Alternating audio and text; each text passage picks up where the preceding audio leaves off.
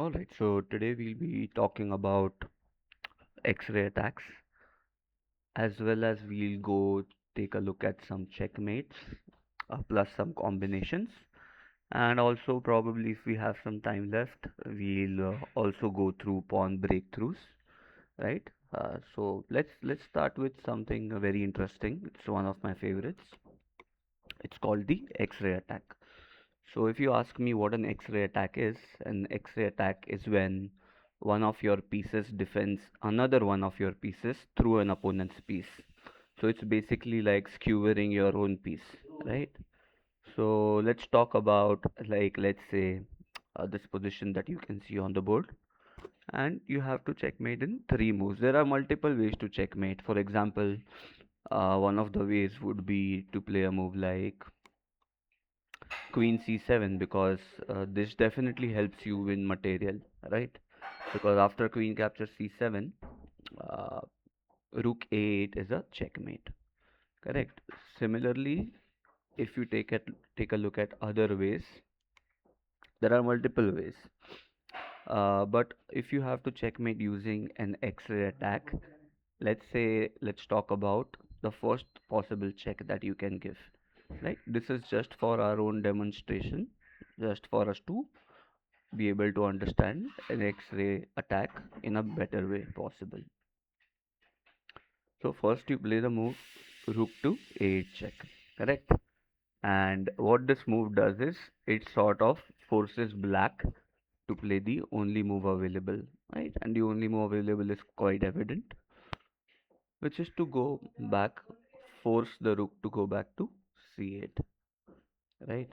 So basically the rook must go back to c8. There are no other possible moves remaining for black to play in this position, correct? So the rook goes to c8. Now again, if you just take a look at the definition, an X-ray is when one of your pieces supports another one of your pieces by looking through your opponent's piece. So if you just take a look at this, right, the white rook sees through the black rook on the 8th rank, on the last rank. So if you have to create an X-ray attack, it is pretty much very simple, and the position speaks for itself, correct? So you just play the move queen to d8, and there is no possible defense available for black to sort of save themselves from a checkmate. So the only move black can play is to like capture the queen, because it's a check. And if you can see, right, an X-ray is nothing but like just how it works in real life. It looks through your skin and takes a look at your bones. Similarly, the same thing goes in chess. It takes a look at your opponent's piece and sees through it and defends your own. So once rook captures d8, which is the only possible move, which is a forced move. After rook captures d8, you simply play rook captures d8, and it's game over for black. Like black has no possible moves available, and this is a checkmate. So X-rays can not only help you in checkmating your opponent's king, but it can also help you win material. We'll see as we progress. So let's take a look at another position. This is position number two. And again, super simple. The first thing that you need to ask yourself whenever it comes to an X-ray attack is there a piece, is there any of your piece that sees through your opponent's piece? So the first thing that comes in my mind is the bishop on b2. The bishop on b2 sees through the bishop on d4, and it looks through the entire diagonal. So moreover, the bishop on b2 controls the entire diagonal all the way from a1, and then it x-rays the bishop on d4 and controls all the way up until h8, right? And also you might get a little bit excited at first, thinking that okay, queen to h7 is a checkmate, but it's not, right? You need to be a little bit careful, because queen h7 would result in knight h7. So this won't make any sense at all, and you will end up losing the game. So yes, whenever you find an X-ray, right, whenever you find a piece which sees through another black piece, all you need to do is play something on that very same line. So usually X-rays can take place on a file, or it can take place on a rank, or it can, in this case, like we are talking right now is it can take place on a diagonal. So now that being said, the answer is pretty evident, right? It's white to play. Probably take your time. You can also pause the video or pause the screen, and it's checkmate in two moves. Correct. So yes, like I said, queen h7 is not the right way because knight h7 defends the square. Correct move is to play queen h8. Now, if you just take into account, the king cannot capture the queen. Why? Because the rook protects it. So the only way to defend or avoid the checkmate is to go bishop captures h8, right? Bishop captures h8 is the only way, and then it's very simple. This bishop controls the g7 square. The b2 bishop controls the g7 square. It also controls the entire diagonal like we discussed before, and the rook controls the entire h file. So the answer is quite simple. You just play the move rook to h8, and then it's game over because yes, the rook controls the h file, the bishop controls the entire diagonal, and yeah, the king has no escape squares available.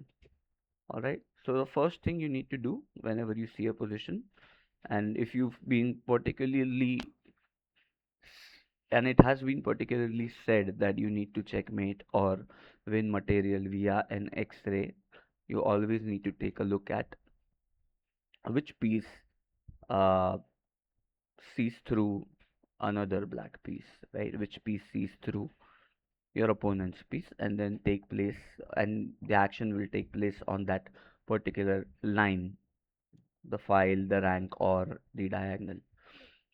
All right, let's take a look at this. This one is also very interesting according to me, right?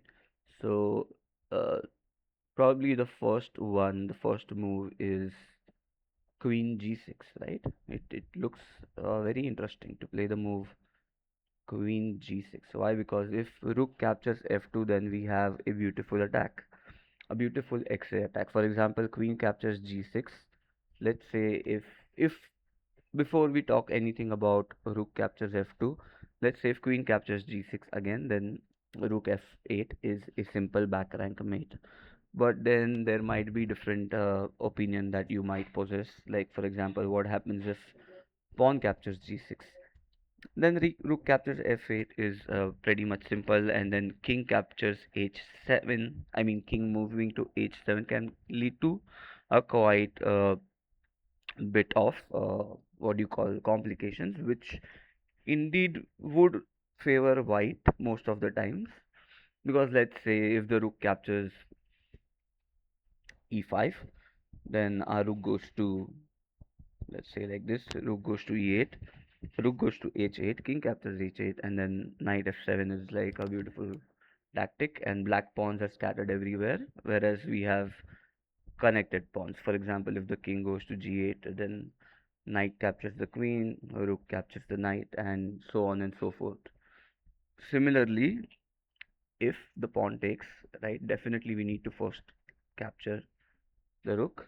King goes to h7, knight to d6, and what if the queen captures? The same set of events follow. For example, rook h8, king must capture because it does not have an escape square, and then knight f7, let's say pretty much everything is forced. And if you just take a look at the pawn islands, right, black has 3 pawn islands as compared to white, who has only 2 pawn islands. So we can play a move like rook f2, probably get our king to g2, and then pawn to h3, and pretty much everything is safe and well defended. But let's talk about the thing that we are most interested in, right?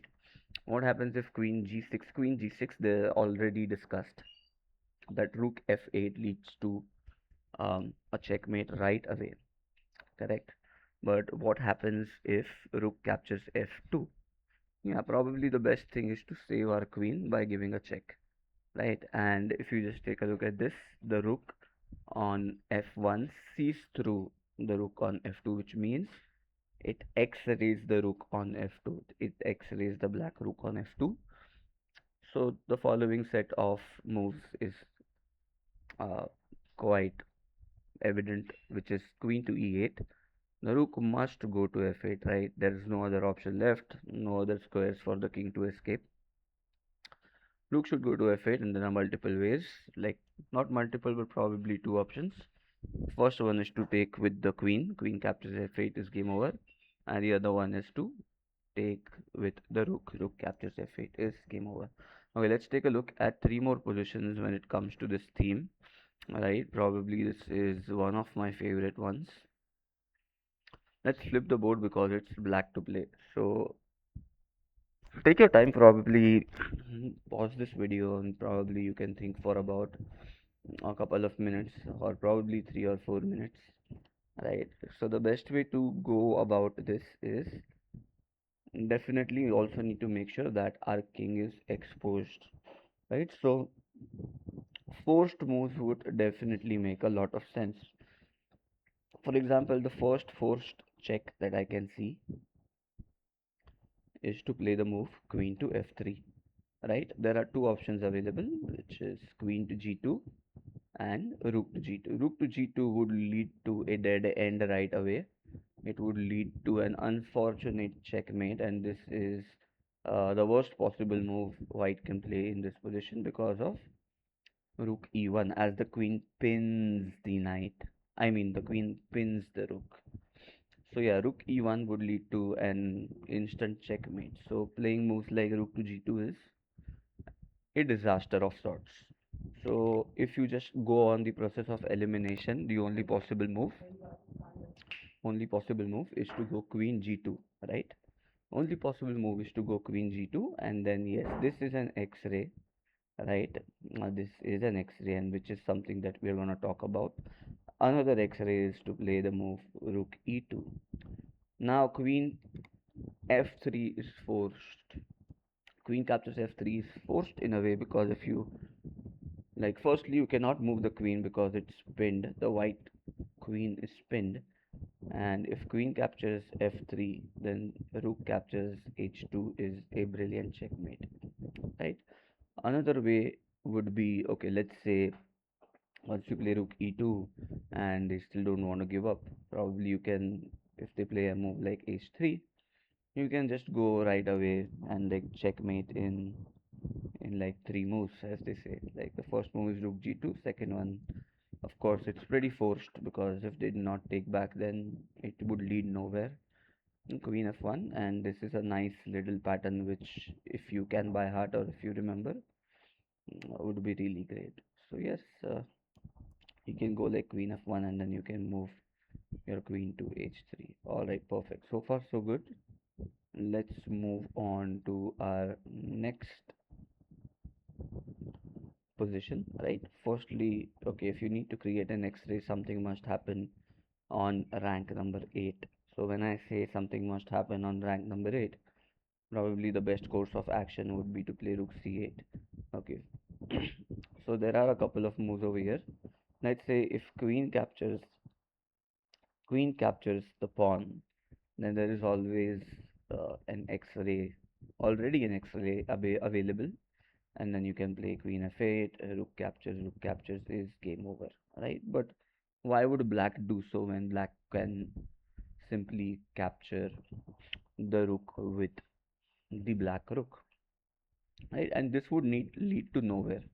Basically, if you capture back, this would lead to nowhere, because black is clearly two pawns up, and this pawn looks rather unstoppable.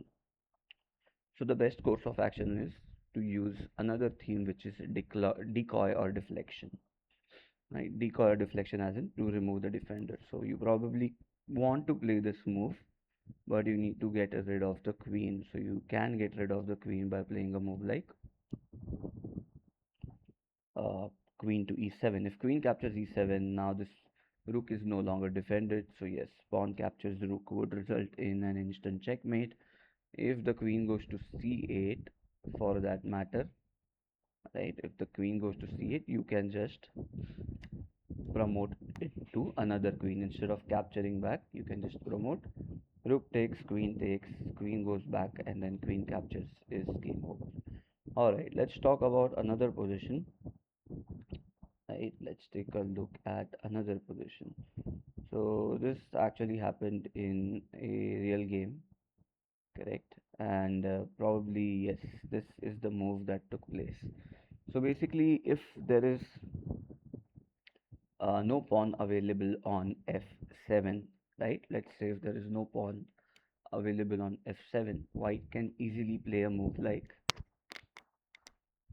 in order to x-ray, white can easily play a move like knight e7. I mean rook e7, correct? But the problem is there is a pawn available on f7, so it sort of disallows us from creating an x-ray attack. So yes, just go on the process of elimination. The queen and the king are at a knight's distance away from the e6 square.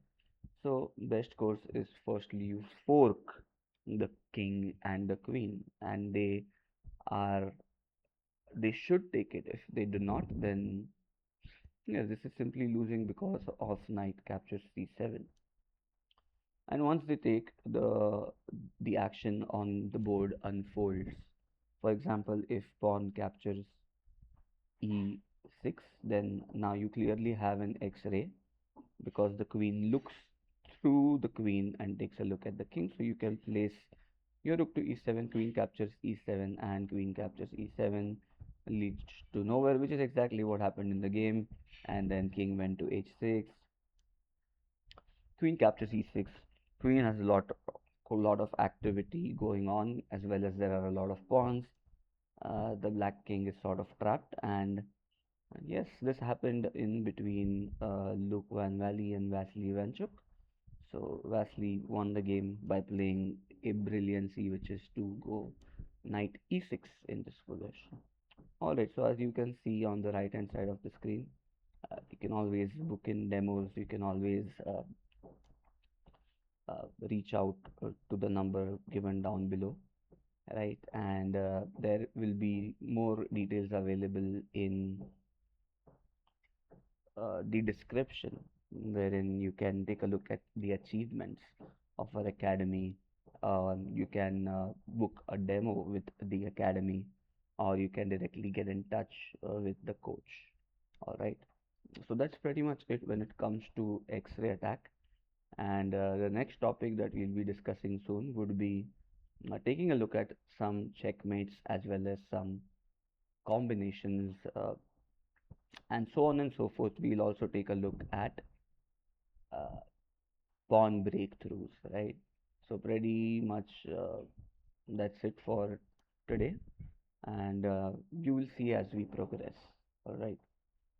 Thank you all, and see you soon.